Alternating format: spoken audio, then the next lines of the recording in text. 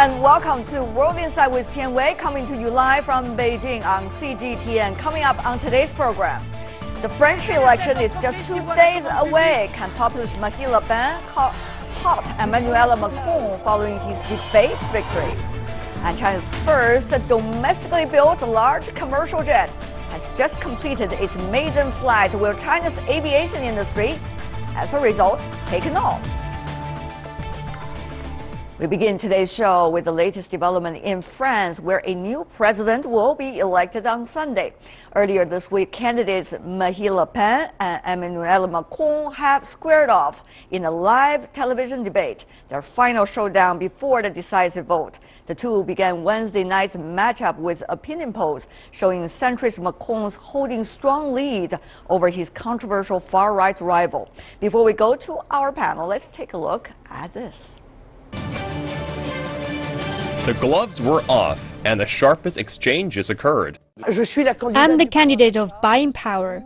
You, Mr. Macron, you are the candidate of buying France, dismantling it. Because in your world, it's important to know the philosophy behind your agenda. In your world, everything can be bought and sold. What you are championing is defeatism. It's explaining to the French people that globalization is too hard for us. Europe is too hard for us. So we're going to fall back. We're going to close the borders. We're going to get out of the euro, get out of Europe, because others can do it, but we can't. After the debate on Thursday, the latest poll showed that Macron has a 20% lead over Le Pen. Macron supporters include even former U.S. President Barack Obama. I have admired the campaign that Emmanuel Macron has run.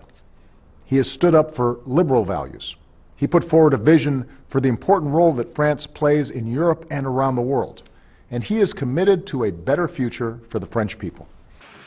The two candidates have sharply opposing worldviews. Macron wants borders open to immigration and free trade, central pillars of European Union membership. His ideas were strongly opposed by Le Pen. And now voters must decide who to follow in the next 2 days. If the borders are closed or a tax is put on products coming from abroad, that could mean less transportations and less jobs. When you look at what's happening in the moment, we prefer to hire immigrants over French people, and it's just unfortunate that it's Le Pen demanding we give priority over French candidates. Increasing terrorism, inadequate growth of the economy are partially tearing up France. These twin problems may be causes of the rising far right. Even if Macron does win the battle, extremism has already been seething into mainstream politics in France. And for more on the discussion about this, we are joined in our Beijing studio Wang Yiwei, Director of the Institute for International Affairs at Renmin University. Welcome, sir, to our program. In Paris, we are joined by Barthélemy Gouchemont, who is a Senior Research Fellow at the French Institute for International and Strategic Affairs, or IRIS. Welcome, sir. Also joining us in Paris, we have Dr. Elvire Fabry, a Senior Research Fellow at the Jacques Delors Institute. Welcome as well, ma'am. So I want to begin with the two guests in France. May I ask you, what do you think with seem to be Mr. Macron claiming a victory for the final debate? Is he that far from the president's office? Let's go to Dr. Fabry. Lady, go first. Well, I think in the last debate there has been something quite toxic, because Marine Le Pen has been suggesting, I mean, the big issue today is that Marine Le Pen has been suggesting that he could have an offshore bank account, and something that could be very toxic for, during those 2 last days of campaign, because it sticks to the idea, to the image that Marine Le Pen wants to give of Emmanuel Macron, that he is the man of the finance, international finance, open to the world. And I think it has been viral on the social media, but Emmanuel Macron has reacted quite promptly, calling the French prosecutor to open a probe, and so it may attenuate a little that issue. Yes, how scary is it for Mr. Macron, according to you, Mr. Gouchemont, that he is being blamed or being finger-pointed as one member of the establishment, one member of the financial circle? Is that going to be toxic for him?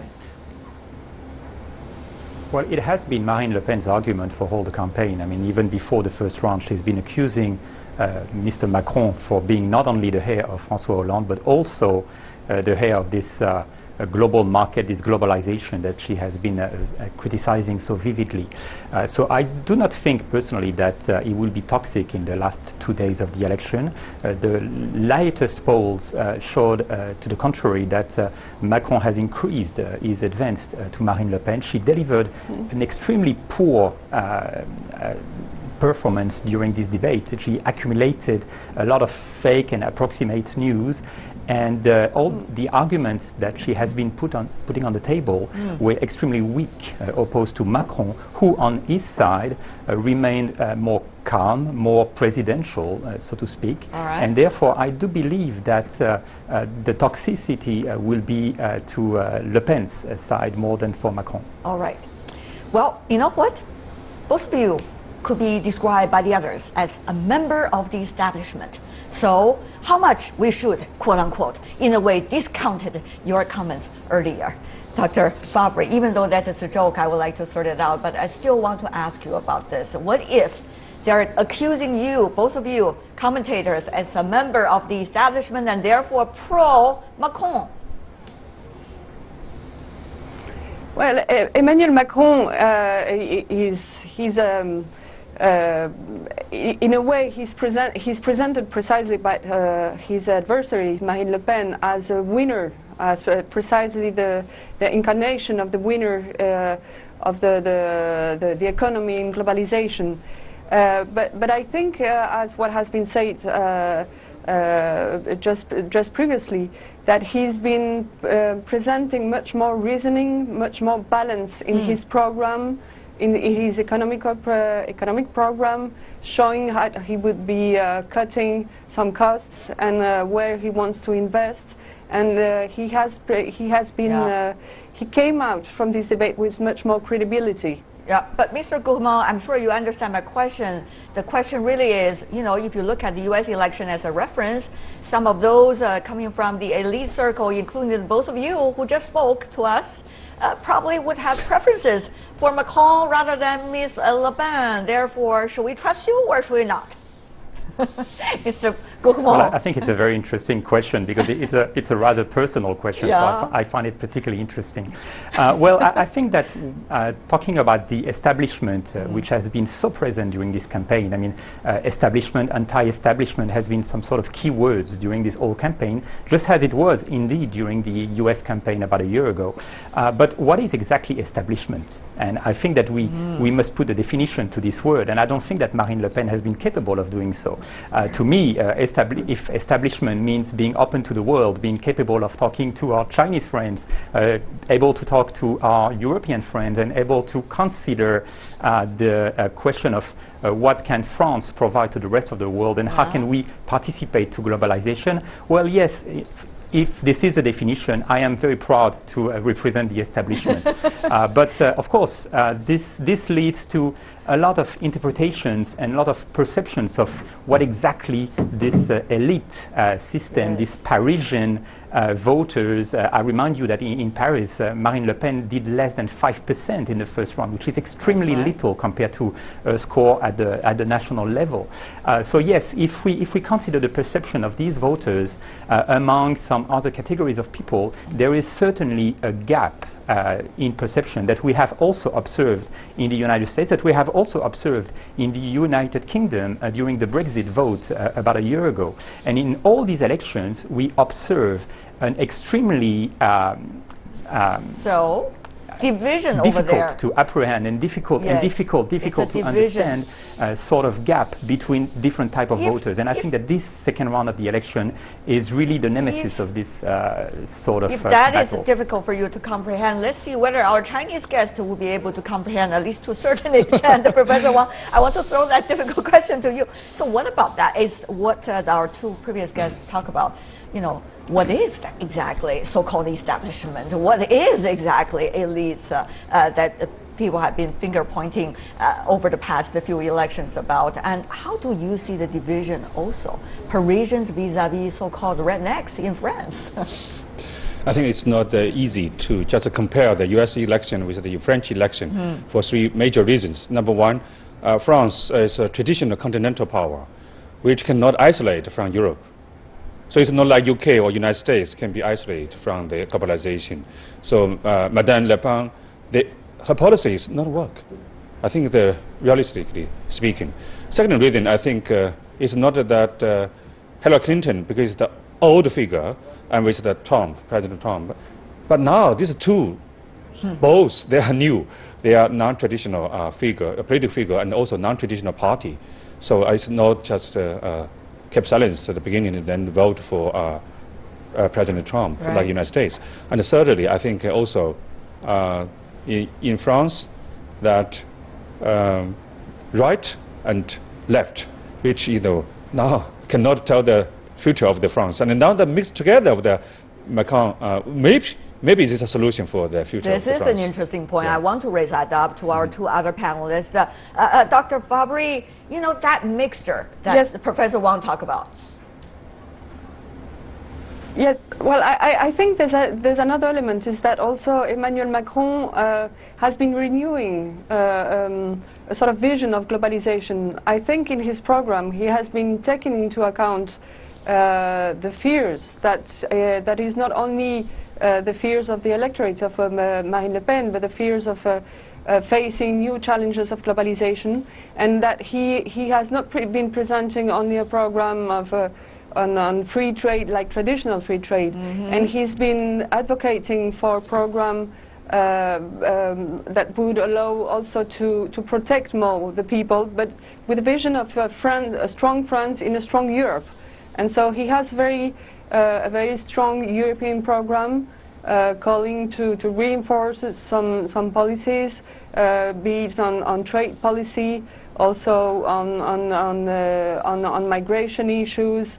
I mean, he's trying to advocate that there's a possibility for France to find its way in a strong Europe in globalization. Dr. Fabry, you did mention some point. In fact, Mr. Macron and Ms. Le Pen are going head-to-head in some latest debates, but they have very different views on some of the issues. Take a look at where they stand right now. Mr. Macron, pro-European Union, of course, who seeks a common asylum policy, while Ms. Le Pen is a staunch anti-EU advocate who wants to hold a referendum on France's EU membership. Macron plans to cut the corporate tax, while Le Pen seeks a 10% cut for the lowest income earners. On security, they're also different. Migration as well. Macron wants France to stay in the Schengen border-free zone, while Le Pen promises to exit the border-free zone and cut legal net immigration to 10,000. You see a lot of differences over there. And Mr. Gouvernement, are we seeing, though, between these two candidates, very clear division between the left and the right, as traditionally was, or actually there has been so much mixture? Are we seeing new kinds of politics, political parties, or trends in France as a result? Mr. Gouvernement. No, it has been said earlier, it is not a traditional battle between the right and the left. Macron emerged out of the blue, out of nearly nowhere, and his movement, it's not even a political party yet, his movement tries to put together ideas from both the right and the left of the political spectrum. So he is definitely what we can consider a center candidate, and it is very hard to call him a leftist or a rightist. It's really on both sides, depending on different issues. Yeah. On the other side, Madame Le Pen is carrying ideas that are typically from the far-right movement. Her father's legacy is very visible in her program, but she also added new elements, and I think this is also what explains recent successes and the fact that she managed to reach the second tour of this election. She managed to include a more social approach in her program, and therefore managed to gather supports from the traditional leftist voters. So this is not a confrontation between the right and the left. This is a confrontation, just as you said very clearly, between two visions of what is the future of France, what is the participation of France within the European Union, within globalization, how to deal with our neighbors, how to deal with our immigrants, how to deal with security, how to deal with social workers. With that kind of vision, what is the next president in the presidential office going to be like? Dr. Fabry, do you think, even though vision campaigning is one thing, in the office, another thing. Governing is a different thing. So will they be able to keep their promise? Let's just say Mr. Macron at this moment, who seem to have an upper hand. Some say he's going to be a very, in a way, so-so president because he's not necessarily proposing really that much change. Others suggest maybe he can be a good one. What do you think, Dr. Fabry? Well, I think that the impression that we had during the face-to-face debate on Wednesday was that Marine Le Pen, in addition of her more aggressive position and the fact that she wants to put some barriers on many fields, Emmanuel Macron has presented a much more consensual position, has taken a much more presidential attitude, and is showing some more stronger capacity to build cooperation, strong cooperation, be it as neighbors in the EU or even on the international scene.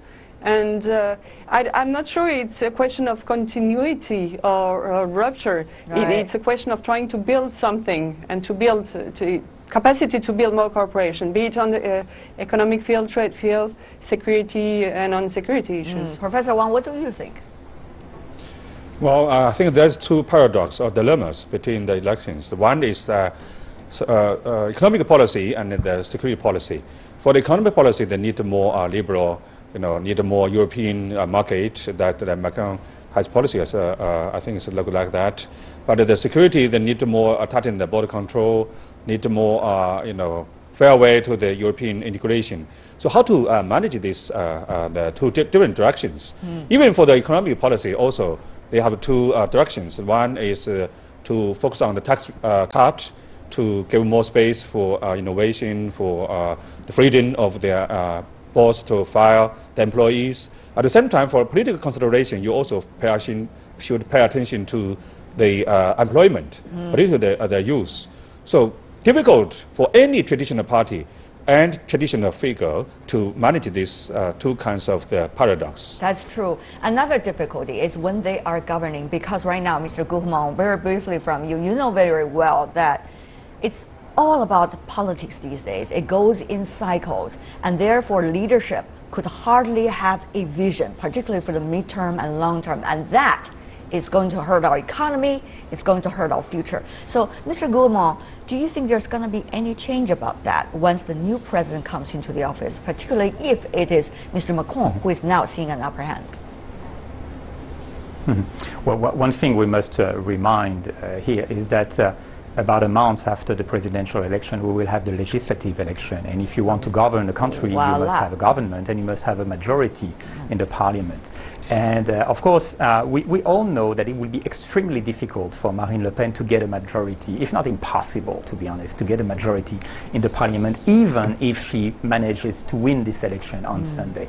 On the other side, Macron has a huge potential, I believe, to get a majority. If he wins the election on Sunday, I do believe personally that he will manage to have a majority. So that means that he will be able to put into action his program.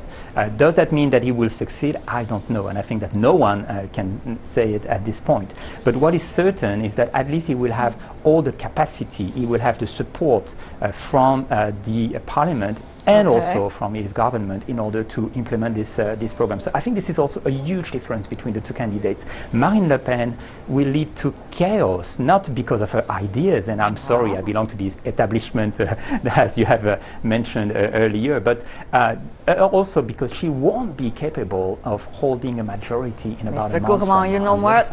I mean, Mr. Guzman, you have expressed your political view very clearly, shall I say. Let's go to Professor Wang very briefly from you. What do you think about political cycles? What does it mean for the next president? And whoever the next president, what does it mean for the political cycles?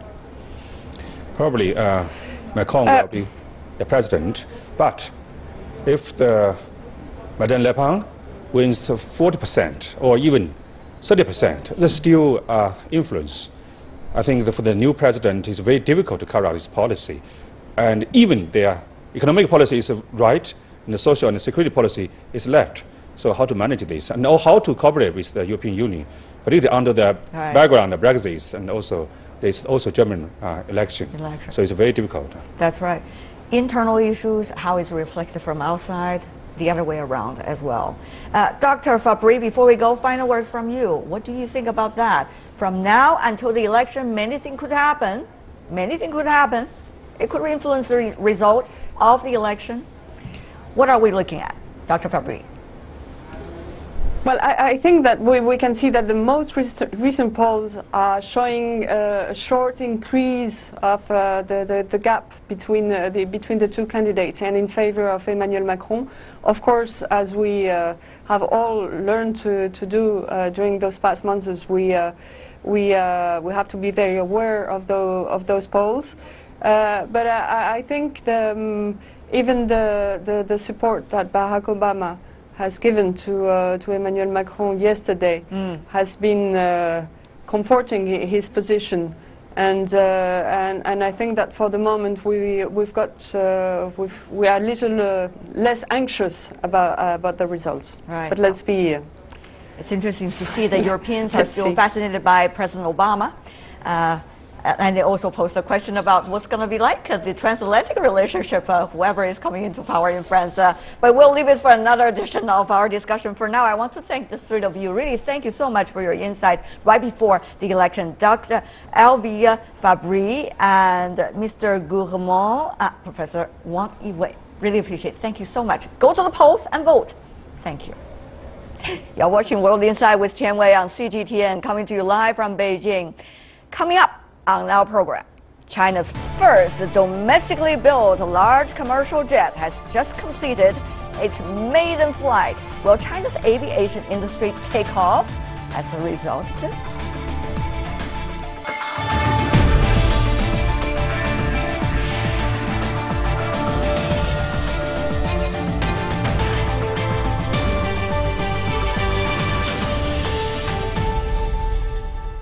Welcome back. You're still watching World Insight with Tian Wei, coming to you live Monday to Friday on CGTN. Over 6 decades ago, when People's Republic of China was founded, the new nation even didn't have enough planes for a military parade. In fact, some planes had to fly twice. But things are very different these days. On Friday, the first Chinese-built passenger jet, C919, made its maiden flight, widely seen as a milestone for the Chinese aviation industry. We'll have a panel discussion about that and what it means for the rest of the world. But first, take a look at this report.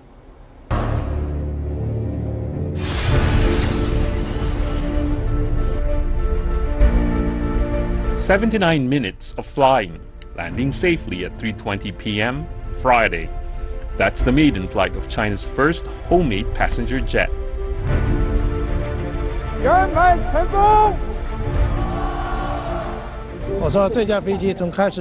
We targeted the highest international level when we designed the plane. This plane is very competitive in the market. We believe it will be well received by clients around the world. A total of 23 foreign and domestic customers, including airlines from Germany and some Asian countries, have placed orders for 570 aircraft. But C919 won't start commercial operations till sometime between 2020 and 2022, as various tests will continue for years. To date, no active Chinese passenger jet is manufactured totally within China's borders. In 2014, Airbus and Boeing made up over 80% of all passenger jets, while Brazil's Ebra ranked third, over 4%. We must stick to independent innovation and maintain a firm grip on intellectual property right. They are the lifeline for any country and region to develop its large civil aircraft industry. China's dream of producing its own commercial passenger jet has been a turbulent ride. First came the Y-10, a 4-engine narrow-body jet. Development started in 1970 and took nearly 10 years. However, the Y-10 was too heavy. Only 3 were made before production was halted. In 2007, plans to develop a domestic large passenger jet were approved by the State Council. In 2008, the C919 maker, Commercial Aircraft Corporation of China, was established in Shanghai. In November 2015, the first C919 jet rolled off the assembly line. The aircraft is expected to compete with updated Airbus A320 and the new generation Boeing 737, currently dominating the domestic passenger jet market. It may not challenge the dominance of the global giants in a decade, but it can still guide the nation's aviation industry to achieving the Chinese dream. And for more about that discussion, the first China-made C919's maiden flight in Beijing, we're joined by Mr. Xu Jifeng, who is the Deputy Chief Engineer of Beijing Aeronautical Science and Technology Research Institute, Commercial Aircraft Corporation of China. Welcome, sir. My pleasure. And also joining us in Washington, D.C., Mr. Michael Plenny, who is the Airline Technology Consultant for H&M Plenny Consultants. Welcome. Joining us from Kuala Lumpur, we have Mr. Lam Chunhua, Independent Strategic Observer, who is a former aerospace engineer. Welcome as well. I want to start with you, Mr. Xu, here. Hello. Hello, welcome to you, sir. We'll start with you here in Beijing. What do you think? What is the significance of this C919? Why China needs to have something called of its own? Okay, that's a good question. Actually, today we already see the C919 finishes the first flight successfully. Yeah, it's really for the China. It's the first big passenger jet to be manufactured, to be designed, to be manufactured in China. Is the starting point of the taking off of Chinese aviation industry. That's right. Yeah. But why does China need to have something of its own? Okay, so actually it's not only one commercial airplane. It's really for the Chinese aviation industry and other industries progress, for the innovation, for the economic transition. Actually, it's Chinese dream, aviation dream, to have its own passenger jet. So for several generations, we want our own passenger jet. Okay, what does that mean, Mr. Plenny, for, let's just say, Airbus, Boeing? Is that going to be more competition in the near future? Yes. Let's ask Mr. Plenny more competition. Thank you very much. Yes, it will be actually increased competition.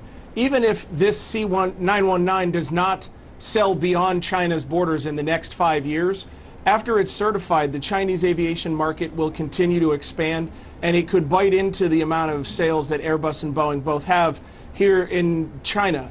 The other thing is that in terms of heavy industry, developing a Chinese assembled aircraft and then eventually developing all of the subsystems that go with it is a way of developing a huge industrial infrastructure. Aircraft, as we know them today, the modern airliners, are some of the most technically complex and diverse pieces of machinery that you'll ever find. They integrate hardware and software. They require large methods of final assembly and also industrial production for all of the subsystems. So the development of this aircraft does not just affect the aviation industry, it actually affects all heavy industry within China. All right. I want to go to Mr. Xu to clarify a few points. First of all, I understand there are already contracts underway right now purchasing these Chinese-made and likely to be totally Chinese airplane, commercial jets. Are they all Chinese companies, or they are a mixture of both Chinese and non-Chinese? Actually, they are not only from Chinese airliners. Yeah, right now there are around 570 orders from more than 20 clients, but 34 of the orders from the countries outside of China. I see. Yeah. Interesting about the proportion there. Meanwhile, I want to clarify with you, sir. What do you think? Is it all about China technologies these days if you want to have a China commercial jet? Is it smart to have everything made by your own in a very globalized world? What is the thought from China, Mr. Xu? Actually, we design airplane, we manufacture airplane, but we use the global suppliers. So but we will adopt the most advanced technology to put on the airplane to make the airplane safe and have economic values and more comfortable for passengers and more friendly to the environment. So you're actually having both Chinese technologies and technologies from elsewhere, products as well, in order to get the best for the final product. Is that what you're saying? Yeah, yes, we integrated the most advanced technologies. What do you make of that, Mr. Lam from Kuala Lumpur, about this answers coming from Mr. Xu and from the Chinese side, this interesting combination, even though it is a real Chinese-made commercial jet plane? Yeah, for me, in my opinion, in the first place, I have to congratulate China for its maiden flight, because China is one of the faster growing aviation market in the world. And right now, when China enter the market, definitely it will become a very good competitor too against Airbus and also Boeing. And right now, for me, I think Airbus and also Boeing, they are also developing its enhanced version of Boeing 737 and also Airbus 320. But however, both of them, they are still in the testing process right now. And while when China complete its testing and also its test flight, things like that, maybe it will take another 3 to 4 years. So when it enrolls into the market, so definitely it will become a very good competitor to the other two, Airbus and also Boeing. And therefore, for for countries like Malaysia and maybe for the ASEAN countries, we have maybe a third choice beside from Airbus and also Boeing. But the question is it going to be a smart choice, particularly, let's just say, from the price perspective? Is it going to be price in also competitive in a way, Mr. Xu? Yeah, I think. I think that's in the mind of a lot of people, right? Yeah, there will be a price advantage, but I cannot make a detailed comments about that. I would let you do more about that. Yeah. We'll see how they would go in a few years. China is the world's largest and fast-growing aviation market for sure, which will eventually overtake the United States, as some say. Boeing has projected that China's fastly expanding middle class will create the first $1 trillion air travel market, needing about 7,000 extra aircraft over the next 20 years. So you see a huge market potential in China alone. But on the other hand, Mr. Xu, if you are building a China commercial jet, you don't want it's just the Chinese airliners that are purchasing these products, but rather international. As you said, there are already some contracts underway from outside China. But the tests for these planes are going to be extremely important for a final recognition about the safety and about the quality of Chinese commercial jet. Yes, Mr. Xu. Yes, you are quite right. Actually, the airliners purchases the aircraft according to its performance, its economic values, and of course the first priority about its safety. So the maiden flight of the C919 today means the beginning point for the more flight tests for the C919 to meet the requirement from the airworthiness certificate. So it will take several years to finish all the tests. It's all for the aircraft safety, all aircraft performance. Yes. Yeah. What about that? What about that to you in Washington, D.C., Mr. Planning, that airworthiness certificate, that's an extremely important to acquire, yet from here to there, still a long process. It is. You can expect about 2 years of testing before it achieves its full airworthiness certificate. And that would be just to get the certificate from the Chinese aviation authorities. I know that COMAC has already reached out and started talking to the European Aviation Safety Administration, EASA, and they would like to get another certification there. That would allow for the aircraft to be sold into the European markets, as well as in certain African countries, South American countries will accept the European Safety Airworthy certificate as their own. I don't believe that COMAC has already started any negotiations with the FAA here in the United States. That would be critical if they ever wanted to reach out to the full global community, because most countries in the world will accept a United States Federal Aviation Airworthiness Certificate. Right. So in order to achieve its global maximum, they do need to have it certified not just within the Chinese authorities, but also the European authorities and the American authorities as well. So this is really a globalized world we're talking about, particularly when it comes to aviation industry, Mr. Planning. I mean, it is not just about the product itself. At the very early stage, it is about making things on your own, by learning from the others, and also come up with technologies on your own. But the second stage is a much globalized stage. It needs a lot of communications with others. It needs recognitions from the others. It needs negotiation styles and capabilities as well. Mr. Planning, what do you make of this second stage of development? What does it say to the Chinese if they want to really go to the second stage in order to reach the real globalized market? It's almost as though you're building the airplane a second time. Getting it certified internally in China and having the experience of having it operated by the launch customer, China Eastern, and then the rest of the internal Chinese customers will provide all of the data necessary to allow for these certifications to happen elsewhere. It also inspires confidence in other countries' airlines to purchase it when they see that it has been successfully operated. It's a complete phase 2, but it's a huge undertaking to get those additional certifications. It is. It also has a lot of impact on global trade and global diplomacy. We've used the phrase in the past, airframe diplomacy, for countries such as the United States when they're selling Boeing aircraft, for the European Union when they're selling Airbus aircraft.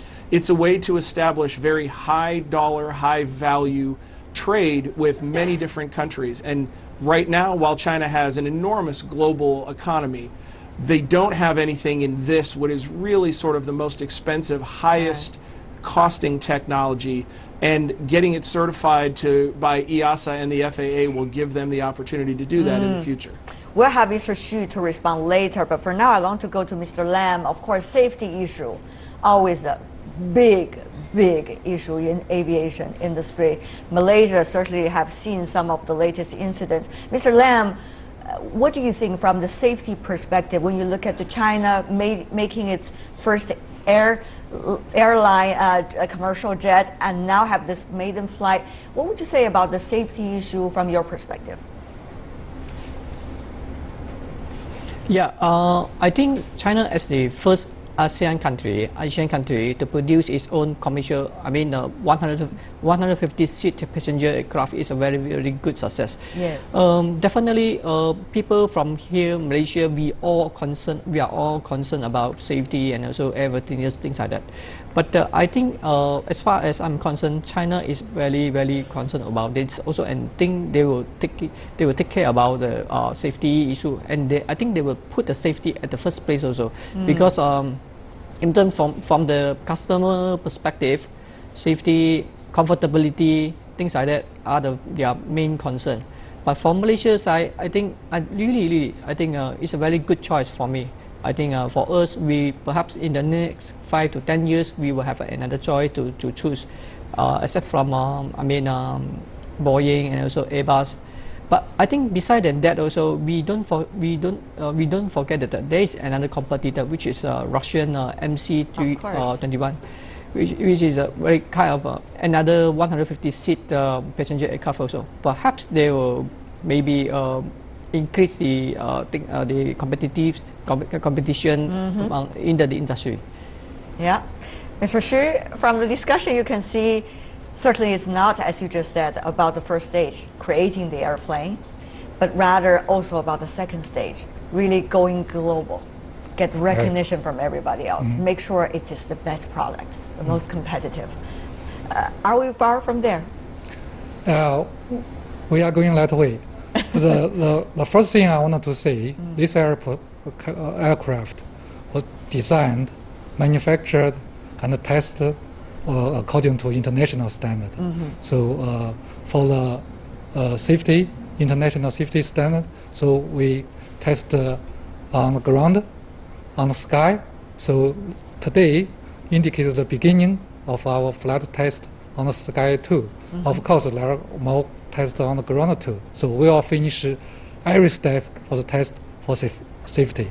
So we will give customer the confidence for our aircraft safety. I hope in the future, in the blue sky, I hope we're going to have the blue sky first of all, and then we're going to see Boeing, Airbus, and also the Chinese made commercial jets, as well as Russian and many others flying over there to make comfortable for our passengers worldwide. Thank you so much for the three of you gentlemen for sharing this very historical moment, shall I say, with all of us.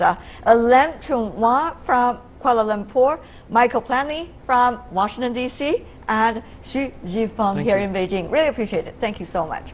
That is all the time we have for today. If you'd like to see more of our program, try to find us World Insight with Tianwei CGTN in your search engine, or check out our YouTube channel. Also follow us on Twitter and Facebook. And Xinlang Weibo as well. From me, Tianwei, and the team, thank you for watching. Tune in again next week for more insights from across China and around the world. Have a great weekend, everybody.